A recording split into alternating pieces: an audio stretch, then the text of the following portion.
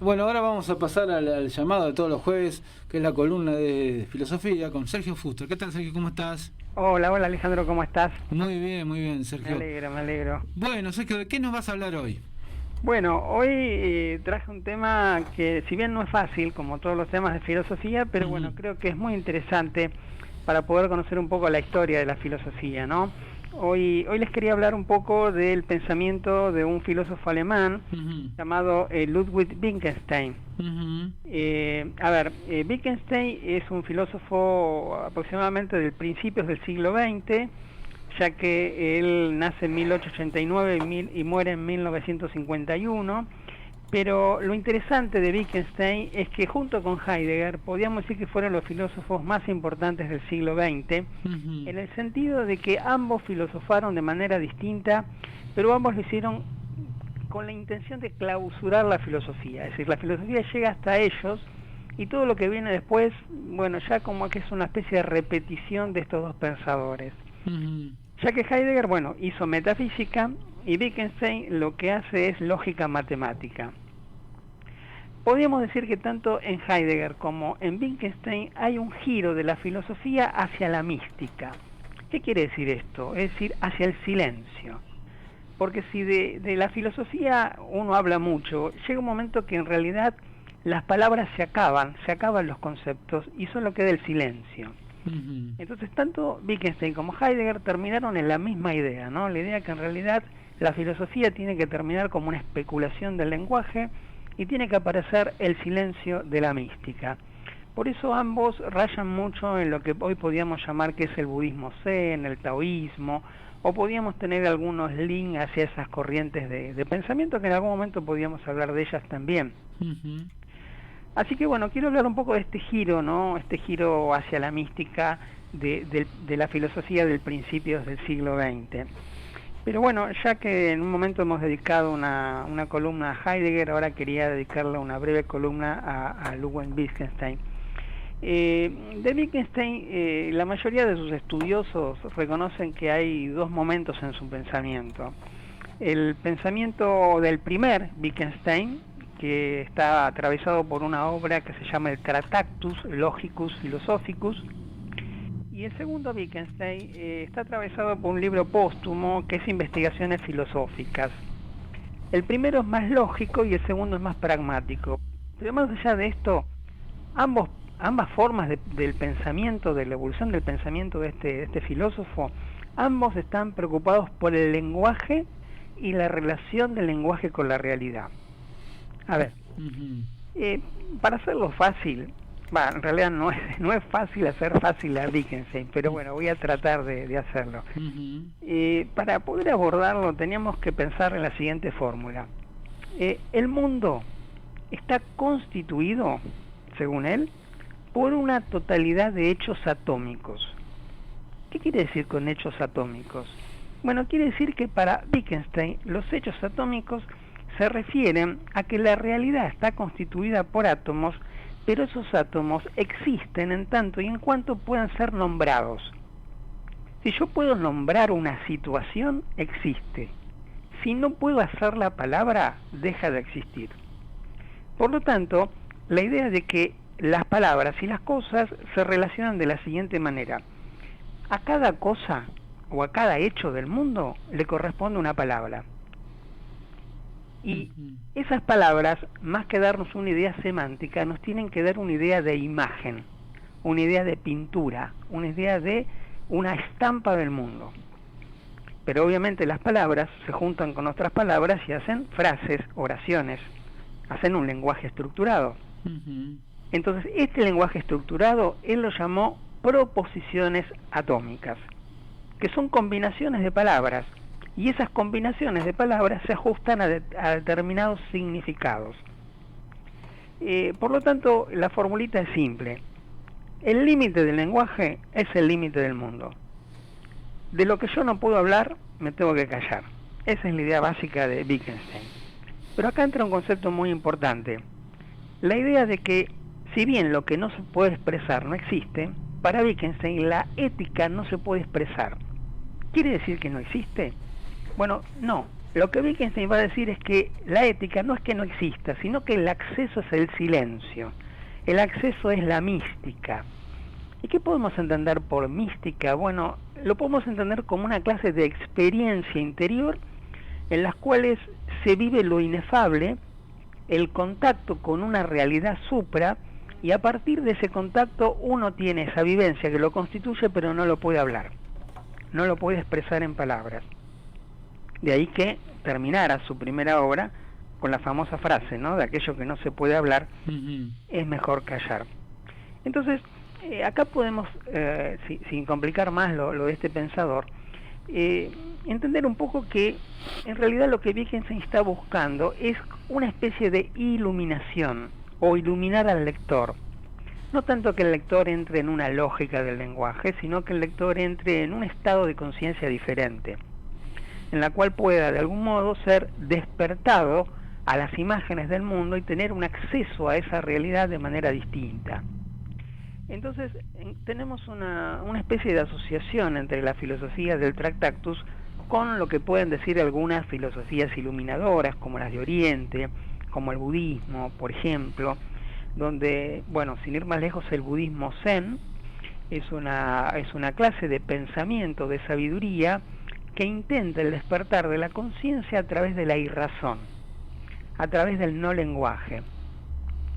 Por ejemplo, el budismo zen toma un método llamado los koan. Koan son frases que no tienen sentido lógico, pero a partir de la meditación en esa frase que no tiene una estructura de lenguaje lógica, se dice que el monje o el adepto se ilumina cuando encuentra la respuesta. Ejemplo, uno de los koan más famosos que hay es la pregunta: ¿qué sonido tiene el aplauso de una sola mano? Bueno, cuando uno se pone a pensar en esto, es una frase ilógica, no tiene una respuesta racional. Pero ellos dicen, en la meditación de esta respuesta, en la meditación justamente del significado arcano de este misterio, es ahí que el monje no es que llega a una deducción filosófica, sino que se ilumina. Y esa iluminación lo desarrolla, no lo acerca mucho al concepto de lo religioso, ¿no?, como decía, de la iluminación mística. Algo muy interesante que tenemos en Wittgenstein es algo que le pasó a muchos místicos, ¿no?, en el sentido que cuando ya agotan la palabra, agotan la razón, agotan el sentido, en realidad lo único que le queda es ya su obra anterior, dejarla de lado y seguir otro camino.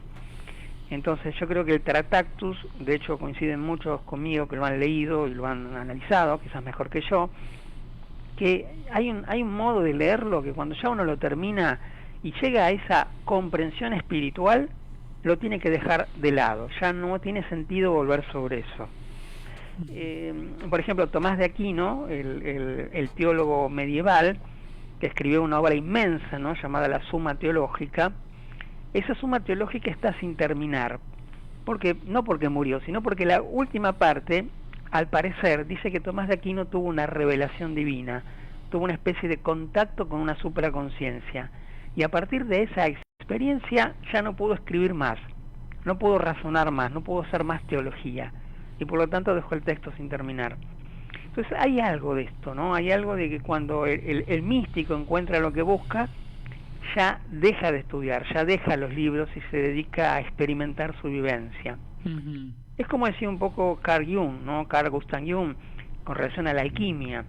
Cuando el alquimista encuentra lo que busca, encuentra la piedra filosofal, bueno, ya directamente tiene que quemar todos los libros, en el sentido que ya no le son útiles para tratar de encontrar ese saber, ese conocer, que, como decimos, no es racional, sino es un saber que tiene que ver con una clase de pensamiento que raya el límite con lo espiritual. Por ejemplo, tenemos el caso de Jorge Hegel, que en uno de sus cursos, Introducción a la Historia de la Filosofía, Hegel investiga cómo del mito se pasa a la razón.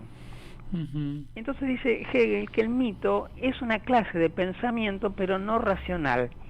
Es una clase de pensamiento que tiene algún germen de razón, pero fundamentalmente el mito enseña, o entre comillas razona, en ciertas imágenes espirituales del mundo. Entonces, la historia de la filosofía nos muestra que del mito se saltó a la razón.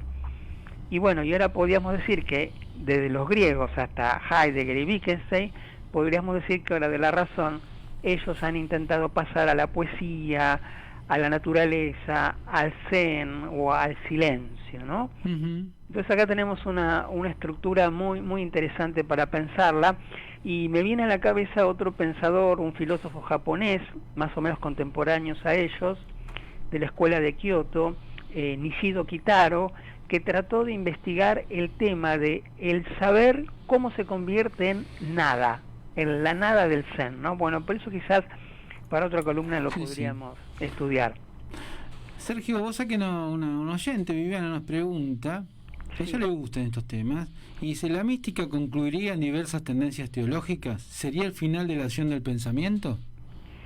La mística sería, sería el límite, sería lo liminal del pensamiento. Cuando el pensamiento se acaba, cuando el campo mental se acaba, la conciencia tiene que entrar en otro estado, que es el estado de la existencia o el estado de, podríamos decir, de la conciencia pura, del silencio, el estado de lo inefable. Cuando se entra en ese estado, ya la teología no tiene sentido como palabra racional, ni siquiera la filosofía. Ahora entra en juego un tipo de silencio que es experiencia pura. Y en esa experiencia pura está el contacto con lo más importante del sujeto, con lo más visceral del sujeto, que ya no tiene que ver con una teoría, no tiene que ver con un dogma, sino que tiene que ver con un tipo de experiencia que lo constituye como sujeto. Entonces, sí, tiene que ver un poco con eso. Vos sabés, y esto te lo dejo para otro día, si te parece. Un oyente mira la pregunta que me hacen. No parece muy filosófica la pregunta, pero acá hay un programa que tenemos antes que era una pregunta que le hacen a todos los entrevistados: si tiene que elegir entre Batman o el Guasón, ¿a quién eligen? ¿No? Te lo querían preguntar a vos desde el punto de vista filosófico. Si lo querés para responder otro día, tranquilamente. Bueno, cómo no, lo pensamos, porque ambos son dos personajes oscuros, dos personajes. El personaje de Batman aparece fundamentalmente en la historieta en la década fina del 50-60 para mostrar un poco la decadencia, en este caso, de lo que eran las grandes urbes, la delincuencia. Pero también encontramos en Batman un personaje muy distinto a Superman, ¿no? En Batman, Superman, por ejemplo, es un personaje que no tiene mucha vuelta, es un... Muy lineal, ¿no? Muy lineal, no tiene mucha imaginación Superman. En cambio, Batman corresponde a una persona común que le mataron a los padres, un hombre, traumado, es un antihéroe, digamos, que de alguna manera él vive en la tristeza y en la oscuridad. Y el Guasón es un ser oscuro que a través de esa oscuridad intenta reír, ¿no? Entonces, bueno, hay una dicotomía muy interesante, como también podemos hacer un link entre el Marqués de Sade y Buda, que por otro día lo podíamos hablar. Bueno, lo dejamos para otro día, entonces muchísimas gracias, Sergio. Gracias a vos, un abrazo. Hasta luego. Bueno, preguntas que quedaron para la próxima columna de Sergio Fuster, bueno, para cuando nos quiera tratarlos, por lógica, se las hemos hecho, así que bueno, acá Viviana agradece por la explicación. Después le vamos a también a decir otras preguntas que tenemos. Bueno, señor Luis Mansur. Estaba leyendo acá mientras escuchaba. La verdad que a veces uno se apasiona con estas cosas, ¿no? Empieza a prestarle atención y lo que parece una tontería se apasiona. Acá nos dicen, era una jodida, Luis, los 200 pesos. No sé qué. No, ninguna joda. Que prepare, y por favor que sea un solo billete, porque si no tengo mucho bulto en la billetera. Tómate. Bueno, ¿qué tiene para contarme? Cuénteme algo. Le estaba contando, pero preparar los 200.